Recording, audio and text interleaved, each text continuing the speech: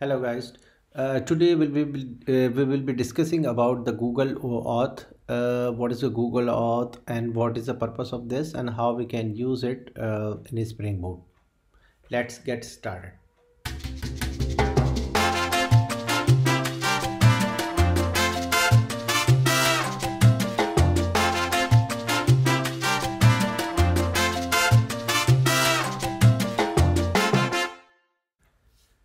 Google OAuth 2.0 is an open standard used by many login other services. If you are ever used a site or app that let you log in through the Facebook, Twitter, or other services, chances that they are using the Open 2.0 OAuth. The idea behind the OAuth 2.0 is that user login into the services like Google, Twitter gives you a code or permission to do something on that service. For example, a user might log into the Google and allow your code to create a Google documents, or you might want to log into the Twitter that allow you to code to post a tweet. This process of obtaining the permission to access the part of the service is called authorization. And you can also use the O or 2.0 to get the information about the user, like to display their name, their profile picture, and unique ID, identified them. This process of identifying a user is called authentication. So these are two things: authorization and authentication. Authorization required username password normally, but in Google OAuth we will be required some other things. In the example we will take a look at that. What are those other things? Secret ID and client ID. And for the authentication, you can use what you want to display. For example, you want to display the profile, you can display the other information, so you can use it authentication.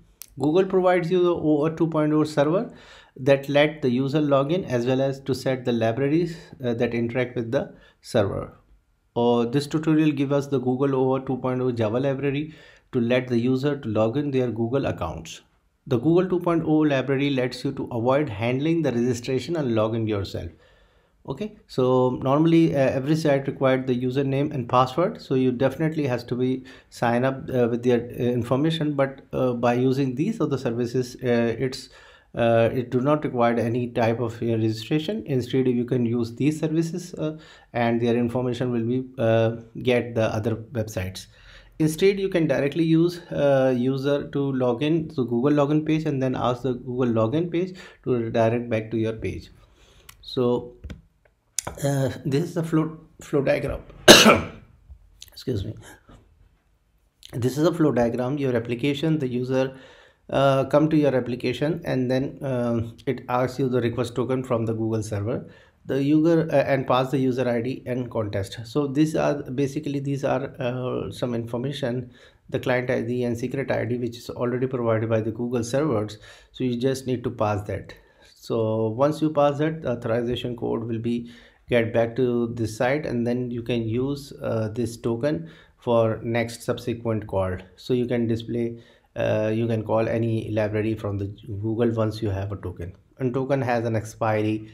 And so once the token is valid, then you can get called to the Google services.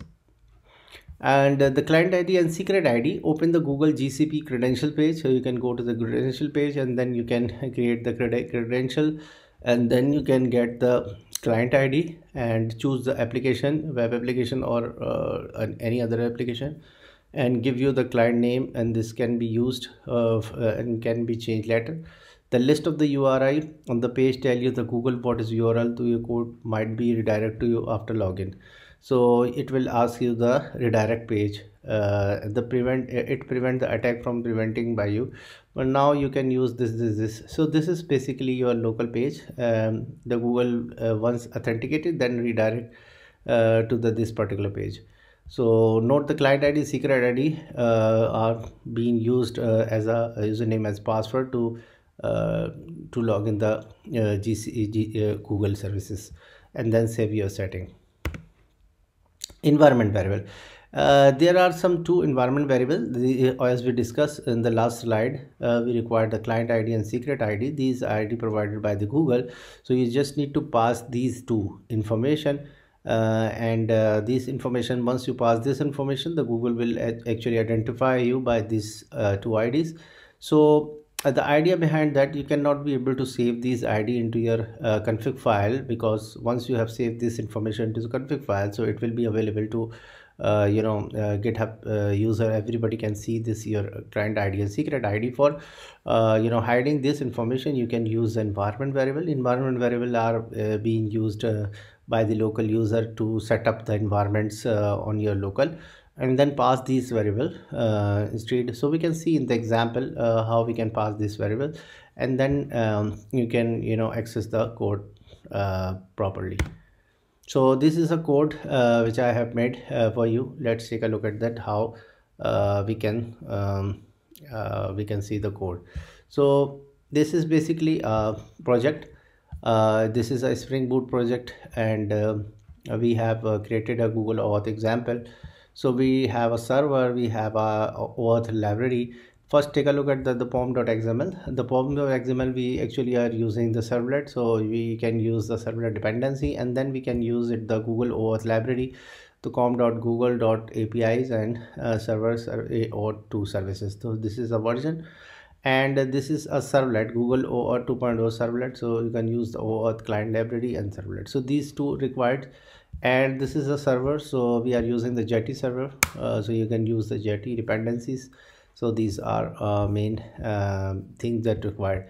And if you go to the server, so server is basically nothing, just set up 8080, and go OAuth library is basically give you a Google authorization flow. So we are set up this Google authorization flow. So we actually are getting the profile information, user email information, etc. So we are actually set up the flows, and we have created a profile endpoint.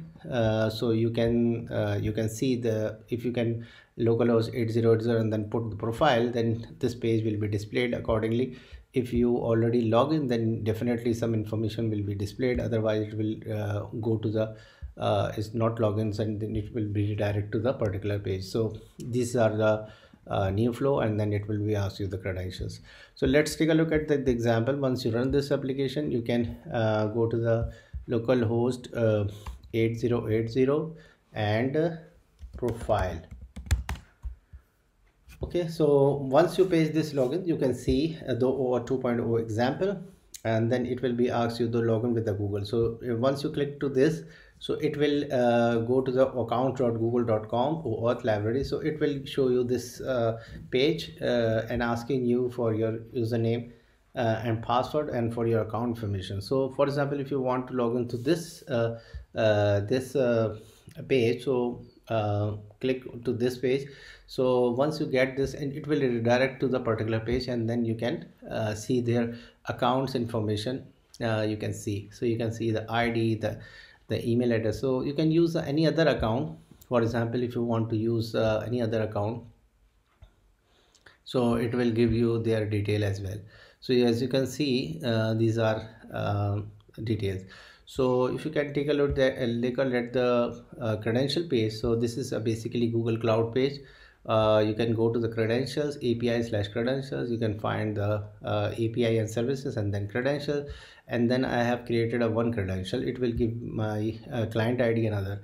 So if you can click on this, you can directly create, and then it will ask you the details. So let me edit with this.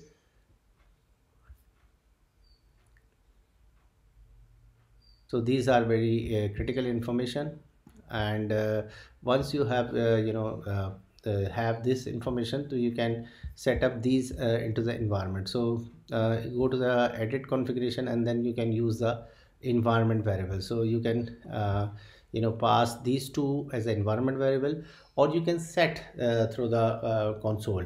So you can set these two variables into the console, or you can pass this into the IntelliJ once you run this application. So once you have provided this information, and this information will get you the details of OAuth. So this is how the things are going. So if you have any question, then do let me know. Thank you.